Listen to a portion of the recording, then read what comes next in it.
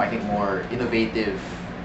There's comics, more creative than Alan Moore. He's the guy who taught Neil Gaiman, how to write comics. So Alan Moore, every comic I've read of his, I've loved, and you have to read it over and over again.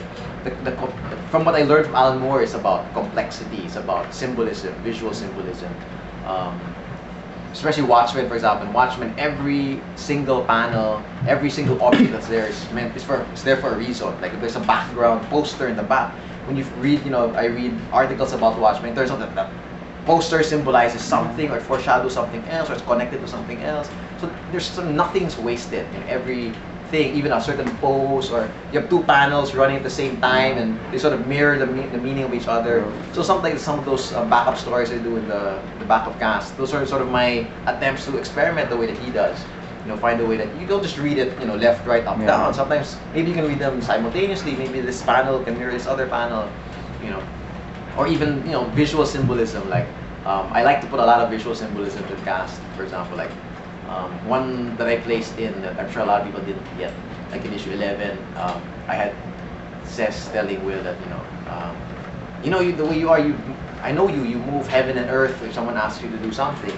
And then like a couple of scenes later, he's helping Lel carry an astrology project where he's literally moving heaven and earth, sort of planets. So it's like sort of like to symbolize that's what he does when he does. Because at the time he's sort of helping Lel with her thing with Joe, right? And that's the symbolism for that. It's subtle, but it's something that when you reread it, so that's what that means, Or even, for example, like in issue 1, where his mom asks him, why don't you want to learn to scuba dive like me? Why do you just like aquarium? She's like, scuba dive is scary. This is actually my reason why I don't scuba dive. I find it scary. It's dangerous. You could dive the bends, and when you look at the sea, but it's so scary. It's all just this dark blue, right? And there's no aquarium that can match the whole sea. And notice at the end, after he auditions, when the last scene when he's walking back home, the whole background is nothing but blue. It's dark blue. In fact, I wanted it to be a whole page spread, but I only had 26 pages. I ran out of space, so it ended up being like half page.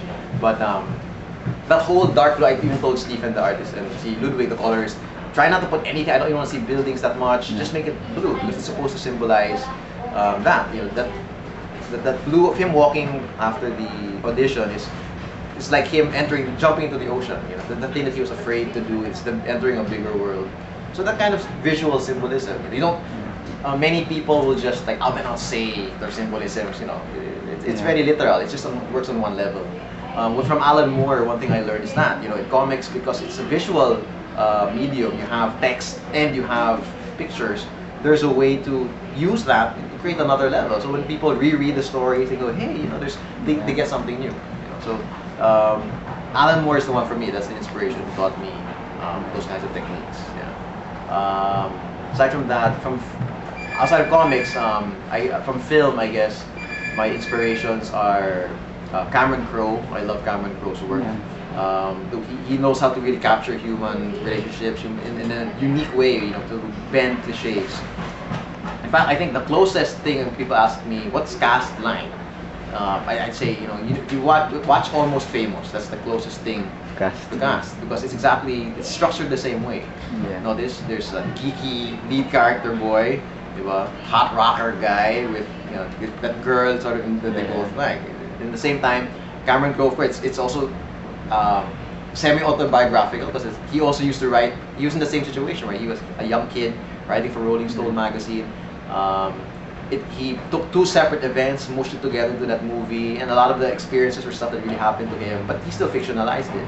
And that's pretty much what I did in cast. I took two separate events, two different plays I was in, St. Paul play and our Savior play, mushed it together into cast.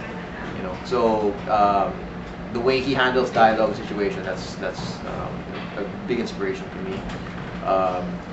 In television, siguro it's Aaron Sorkin, the guy who writes West Wing, who did American President. His latest show was Studio 60 and the Sunset Strip.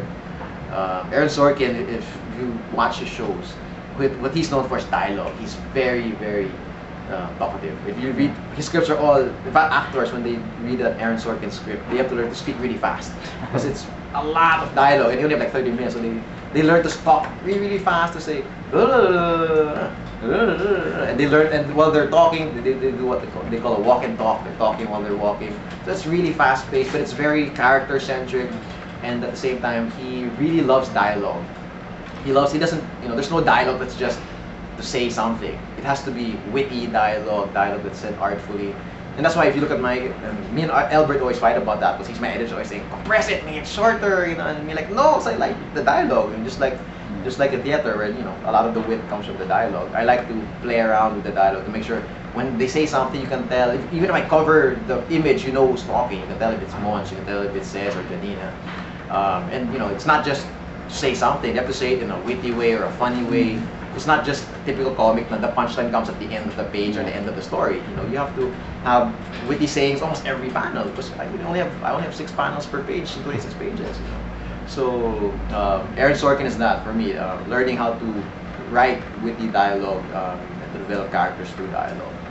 So to sum up, that's Terry Moore, Alex Robinson, Alan Moore, and Cameron Crowe, and Aaron Sorkin. So basically, I've heard a lot more, but I think those 5 are the biggest, especially for cast. Those are my biggest influences.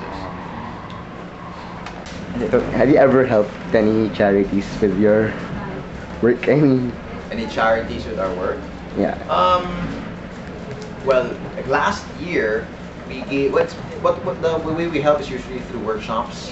We try to teach. Like last year, we gave a workshop for a school that teaches deaf kids. So we wanted to teach me and Albert went there to teach kids how to do comics, to draw. Because for us, if you're people, deaf kids quite have a hard time aside from hearing, even speaking also because they don't know. Right, they can't hear, so it's harder for them to speak. This school teaches them gives them hearing aids, and at the same time teaches them to forces them to learn how to speak and not use this sign language. So basically, we taught them comics because we wanted to give them another means of communicating. It's visual communication also, aside from sign language. So that's one way. We help out organizations also. We put ads for Bata, I think once and on some issues also. Basically, what else have we done? So the one in Ilocos, I think. Oh, yeah. In Ilocos, in Bigan? Yeah, when your car broke down. Oh yeah, that one. Well, that wasn't so much a charity, but more we were promoting the book, and actually we were working with a sponsor then, ACCOM, and they sort of as a thank you to their clients, because ACCOM provides like a wireless broadband for schools. So as a thank you for subscribing, they said, "Oh, we'll bring the artists of the creators of Notice Comics to do workshops there." So we went with Carl Vergara, Sir Rex, Espino, and Albert and I. We went there, and we gave workshops also. And we give a lot of other workshops usually for free. We give them to UP, UPHR. Basically anyone who asks us, we're always willing to give workshops. Just can tell I like to talk, so it's fun anyway. We give free workshops at Power Books, but that one's to promote the book, of course.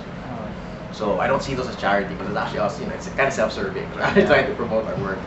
But whenever any school asks us to help out, to give lessons about art, about writing, all that. Like me personally, my wife's a ballet dancer, so like once I give a talk on art to the CCP dance school, I'm always willing and excited to talk to people about writing, about art, and the importance of it, the way that you have to always push yourself to do something better. So I guess it's also a charity. Yeah. I don't get much money out of it, so go to charity. Voluntarily. Yeah, right. Voluntarily. So being successful.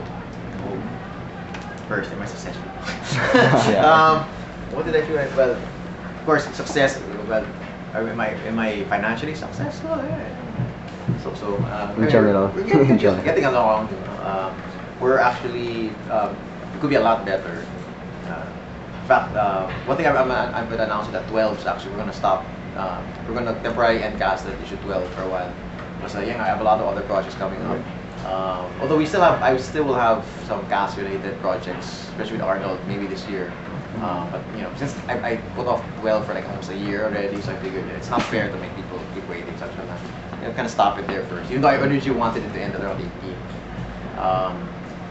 But of course, I talked to Albert.